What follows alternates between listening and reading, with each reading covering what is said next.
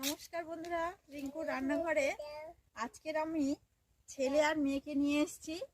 তো মাঠে নামবো পানি ফল তুলতে। আপনারা একবার দেখুন ভিডিওটি। আমরা এখন মাঠে নেমেছি। দেখুন এখানে পানি ফল প্রচুর, এই মাঠটা প্রচুর চাষ হয়েছে। তো এখন আমরা পানি ফল তুলবো।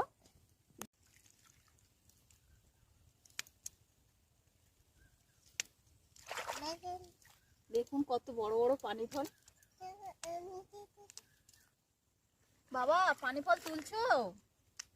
এই দেখো কত বড় বড় পানি ফল, এইগুলো তোলো।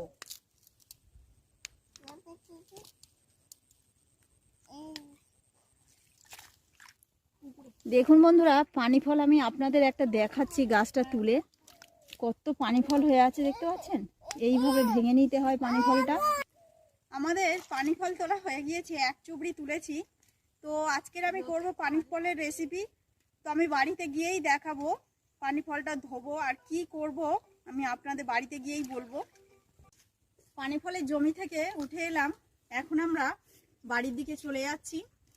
পায়েস বানানোর জন্য এখানে আমি কিশমিশ নিয়েছি, কাজু নিয়েছি আর 5টা এলাচ থেতো করে নিয়েছি, আর দুধ নিয়েছি 500।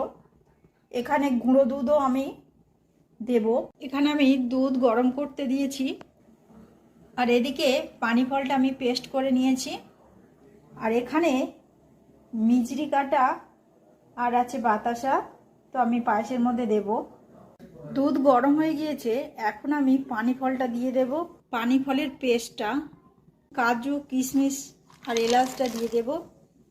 দিয়ে দেব মিষ্টি। বন্ধুরা, বাতাসা দিতে কেমন কালার আসছে। তো আস্তে আস্তে নাড়তে নাড়তে এইরকম গাঢ় হয়ে যাবে, জানবেন তারপর পানি ফলের পায়েসটা হয়ে গিয়েছে। সব সময় পায়েসটা নাড়তে হবে, না হলে তলায় লেগে যাবে। পানি ফলের পায়েস আমার হয়ে গিয়েছে, এখন আমি নামিয়ে নেব।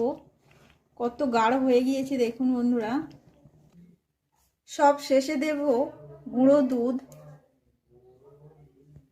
এখানে তো পায়েস হয়ে গিয়েছে, তো আমি এখন আমার ছেলে আর মেয়েকে খাওয়াবো। এখন আমি আমার ছেলেকে খাওয়াচ্ছি। তো কেমন হয়েছে বাবা? এখন আমি মেয়েকে খাওয়াচ্ছি। মা কেমন হয়েছে? দেখুন বন্ধুরা, এরা পায়েস খেয়ে এত ভালো লেগেছে যে দুই ভাই বোনে দুজন দুজনকে চুম খাচ্ছে।